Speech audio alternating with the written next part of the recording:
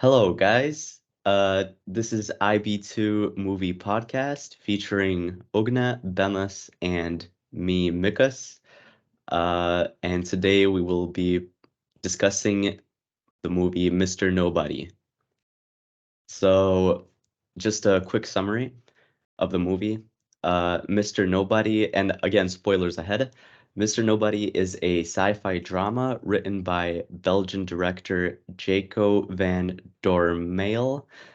It features Jared Leto as the main character with other non-star actors, which, in my opinion, gives a nicer taste of the movie, contributing to the authenticity and individuality of the movie, as opposed to featuring many star actors, which usually has the audience to likely associate them with other famous movies.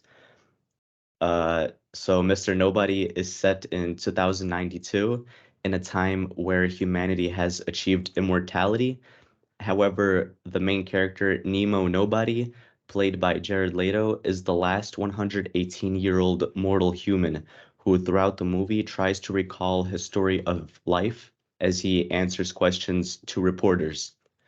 One important concept that is presented in the movie, uh, Nemo claims that before we are born, we have knowledge of how our life will play out, but our memories are erased just before birth of angels give you put their finger on the baby's lips. It's kind of hard to explain having not seen the scene, but yeah. And Nemo, however, before he was born, the angels did not put a finger on his lips, so he continues to carry his whole life knowledge into his physical life.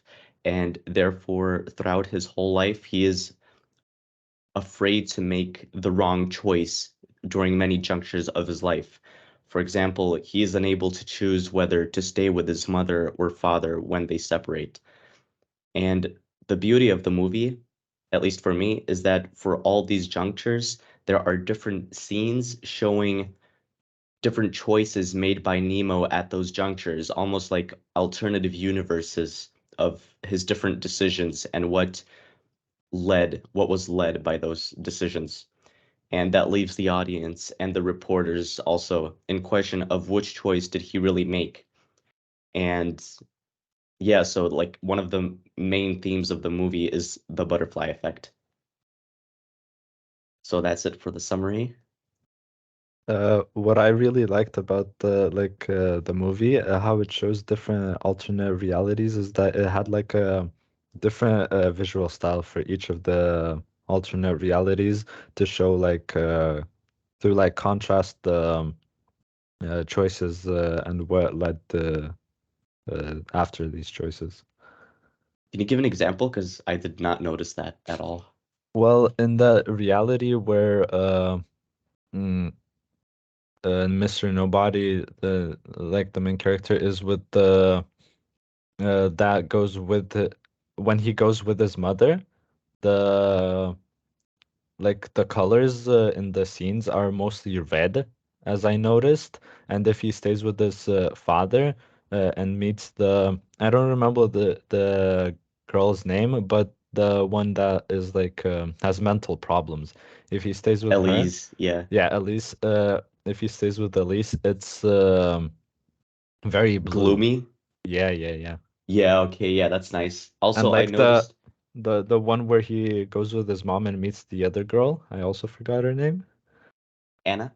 Anna. The scenes are like all red, which kind of symbolize love, in my opinion, because that was the path, the alternate reality that he had most he felt most love, in my opinion.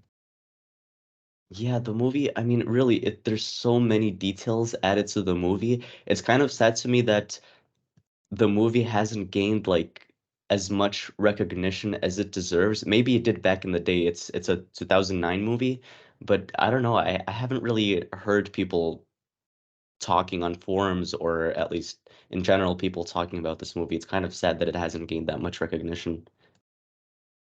I think that's because just the topics are very heavy and well, they're difficult to understand, and how the movie is structured is also confusing. So. True. What I've also noticed with Nemo and Anna, the girl you mentioned, Benas, with the when the cinematography was very kind of red and very romantic, that Anna is kind of featured in every somehow is featured in every life of Nemo. Like somehow he finds a way to her, or she finds a way to him. So I kind of this I think this kind of symbolizes uh, the invisible string theory. I think that is how it's called when like a people are connected and they are kind of, you know, no matter what path they take, they like the outcome turns out basically the same with them being together. So I kind of think that when those three girls, those three main girls were chosen, you know, for Nemo's like different lives, Anna, Elise, and Jean. So I kind of think that since Anna is featured in basically every life of Nemo, as I remember, I think they're meant to be together. So I don't know, maybe you think differently. Maybe you think that other girls are more fit for Nemo, or what do you think? No, I agree because this is 100% true that no matter what choice he made, he still kind of not ended up with, but still his life kind of correlated with Anna's. So I'm sure that this is some kind of message that was trying to be put out by the director, I think this considering, also yeah. kind of relates to the fact where like the viewer does not know what choice he actually made, but I don't think it matters what choice he made because all the different choices that he could have made eventually would have led to him becoming the old man in the future where he doesn't want to become immortal, but it just like every single choice started at one place and then ended at the same place, in my opinion. That's what the movie's trying to say. Well, actually, in some choices, he did die because of some choices he made during some junctures. Do you remember? Like there were a few deaths where he uh just drove off a cliff into water and drowned because he Oh, never learned to right, swim. yeah. And also there was one uh where he ended up like working with a mob and he got shot in like a tub. But I think that what you were trying to say is like the kind of like the main point of the movie, that life is so complicated that there is no wrong choice. Like you just no matter what life you lead, it'll still be life and it's beautiful. Like that's the whole point to me. Yeah, and in the end, when the Nemo becomes like an old man in the universe where humanity has become immortal and so on, so he kind of mentions that there is no right way. Like it's a quote, it's a kind of infamous quote of him of the character, I would say.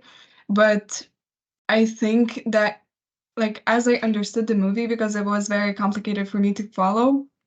Not very complicated, but there was just a lot going on, and at the same time, very little, as I think so personally. Um, so I think that Nemo kind of began his life at the end of the movie, and that is the culmination of the movie itself. I don't know, maybe you think differently, but I think that since the movie was very slow paced, I would say like throughout basically all of it. But at the end, he kind of mentions there is no right way, there is no right choice. Like every choice is the right one. I think that is how he says it. So I think yeah, that his life began at the end when the time was reversed and he like met Anna again, and like the movie ended with them skipping rocks or in near the lake or something. But yeah, I think that those lives that he lived throughout the movie were just well, yeah, they were just basically choices and they were not real because his life just began at the end, as I understand, basically. Yeah, actually, do you remember at the very end? That was like really strange. I don't know if this was just something that the director just wanted to throw in for fun or what, but remember at the end of the movie where he dies, he then like time just slowly reverses and the old man starts laughing and just gets Yeah, I out of found his that bed and very walks strange. backwards. I don't really Yeah, understand the point of that. Maybe it was just like an artistic expression. I'm not really sure. But maybe it has to do with one of those like throughout the movie, Mr. Nobody, for some reason. I don't even think this is part of the universe. I think it was just some like unrelated feature of the movie, is where Mr. Nobody works as like uh Neil Tyson in his sci-fi movie where he explains just metaphysics concepts. Remember?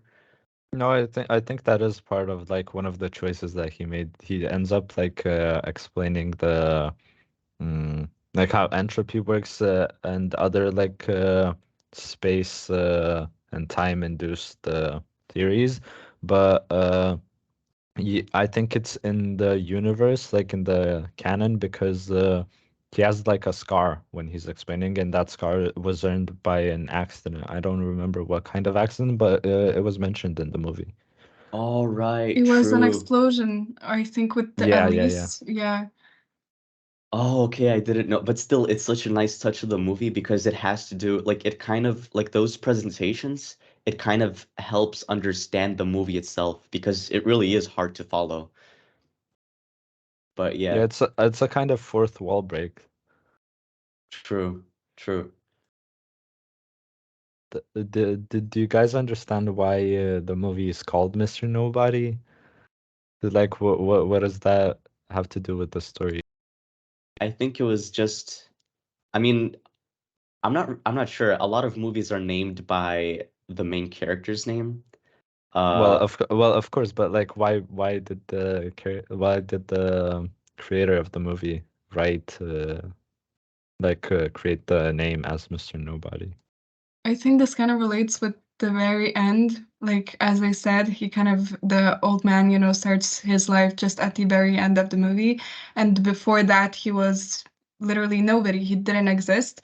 I think he said that in the movie as well. Like, I don't exist. And to the journalist, he said, you don't exist either. It's like the imagination of a 9-year-old boy when he has to choose between his mother and his father, like during the divorce, during the separation. So yeah, I think it's literally his surname means that he does not exist. oh, and That's what I would Guess say. what? Yeah, yeah, true. But guess what?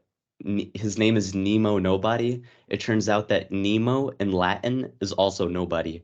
So his name is really just Nobody Nobody. And I think that this That's name crazy. also, yeah, Um, I think this name and also like the title of the movie just tries to emphasize how, I mean, technically, I mean, this is gonna sound crazy. I don't know. But like if you lived all your choices, are you really somebody? Like if you don't even remember which choice you made throughout all the different various universes, like do you really exist? Because you can't, that's what the reporter struggled with to understand which choice he actually made.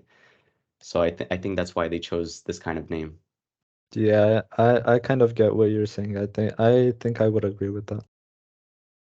yeah, me too. But I also remember that he called himself like Mr. Kraft.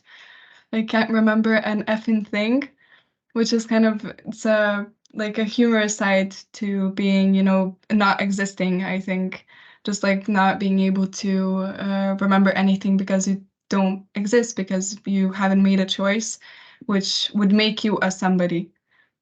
So that's kind of, I thought that that was kind of funny in the movie, like a bit hilarious even. Yeah, it was a nice touch, but I don't know. I mean, the movie is so artistic. It's kind of sad that if anyone's watching this, it's already been spoiled, kind of. But I mean, it's really well. First of all, the soundtrack is amazing. I like how they just played different versions of wait, no, what's it called? Mr. Sandman throughout the whole movie. It's kind of like the main song of the movie. They just play Mr. Sandman, and yeah, the movie's really artistic. Like uh when his parents separate, there's a scene where he in slow motion runs after the train that his mom went on. I mean, to me, like the cinematography is just beautiful. And especially there was this one scene that really was kind of melancholic and really makes you think about your own life is when on the beach, if you remember. He was sitting with Anna when he was a kid, and Anna came to him and said, uh, do you want to go swimming with my friends? And then he says, no, your friends are idiots. And then but he was actually insecure about the fact that he couldn't swim. And then like some years later, I think, or some months later, he's sitting on a train and he says, he was thinking to himself, why did I ever say that? And then time rewinds and he says, no, I don't know how to swim. I can't go. And then they end up being together. So like just this, the movie shows how this one small detail leads to a butterfly effect just because of one thing you said to a person, and how really I think it kind of just shows how valuable such a detail can be in your life, to just say or not say something to someone. What I also found really artistic was like I don't remember in which part of the movie it was, because like the movie is very all like uh scrambled around, I guess. But there was a train sequence where it just shows like first a single railroad track, but then it diverges into like many railroad tracks that where it's like even you can't even see how many tracks there are, because there's just that many. And then I think they all end up back at one track, which I think symbolizes the choices that you make during your life. But then it also shows like how Mr. Nobody ends up in the same place no matter what he chooses. Yeah, that railroad thing, it was, I mean, it was quite literally just a metaphor for the whole movie, just making different choices. But yeah, oh, also I remembered, Ugnė, I think you were saying that you think that Mr. Nobody was meant, no matter what choice he made, he was kind of meant to end up with Anna anyways. To reinforce this, I just remembered before him dying, his last words were Anna. Oh yeah, you So remember the movie very well. I've seen it like 3 times. And what I Oh. love about these mysterious movies is that every time you watch them, you discover something new. You find some kind of new meaning or detail in the movie. Yeah, I think that is why we're watching movies. It's very fun because you kind of realize the things you haven't when watching the movie at first. But yeah, I agree. I remember the movie very well as well because I watched it not very long ago. But yeah, I kind of further believe that Nemo and Anna should have ended up together, and I think they did at the end because, well, yeah, I don't Yeah, know what else they to were the say nicest about that. couple. They were the nicest couple because I Yeah, I mean, agree. at least with the other characters, he was kind of out of place. For example, with what's the girl's name with black hair? There was Elise, Jean. Gene. Jean, yeah, like there was in multiple times, in multiple scenes where he's with Jean, he kind of just says, I think, someone else's name, and he kind of looks out of touch, like he wasn't meant to be with Jean. And Jean also kind of seems concerned for him. But throughout the movie, like with the scenes with Jean, I kind of think that as I remember, Nemo mentioned Elise's name, not Anna's, or maybe sometimes Yeah, yeah, Anna's, and true. he kind of like jumped between those two names, Elise and Anna, but at the end he said Anna's name, and I think that is very significant, like in their relationship and his relationship with love overall, kind of. Yeah, true. I wish there were more movies about with like the main theme of the butterfly effect. I think it's such an interesting concept that just for some reason the movie industry just hasn't touched that much. I mean, it's really there's only one movie that I could recommend that is very similar to this. It's called The Butterfly Effect. It's like a really famous movie from like 2002, I think. It's also about the butterfly effect, but I'm not really sure. I haven't really seen other movies with the butterfly effect. I think it's a really interesting I think it's concept. just very like difficult to depict the butterfly effect without involving time travel or something like that, and then it gets confusing, and then Yeah, harder people to tell. less people to watch. Yeah. Yeah. God, I hate what's happening to the movie industry. Everyone's just like producing things that they know is gonna sell, just without kind of being afraid of risk. But yeah. Well, does anyone else have anything to add? No, not really. Besides just if anyone's listening to this and is interested in Mr. Nobody, just a recommendation I wanted to put out is The Butterfly Effect, also a great movie. I have not seen The Butterfly Effect, but I would recommend watching Mr. Nobody. But just like be aware that you do need to focus while watching the movie. It's not something you can just put on and relax.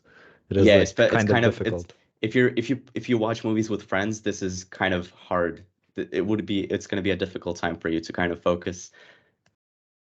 Okay, so thank you for tuning in to this episode of the IB2 movie podcast, and we hope to see you next week. All right, goodbye.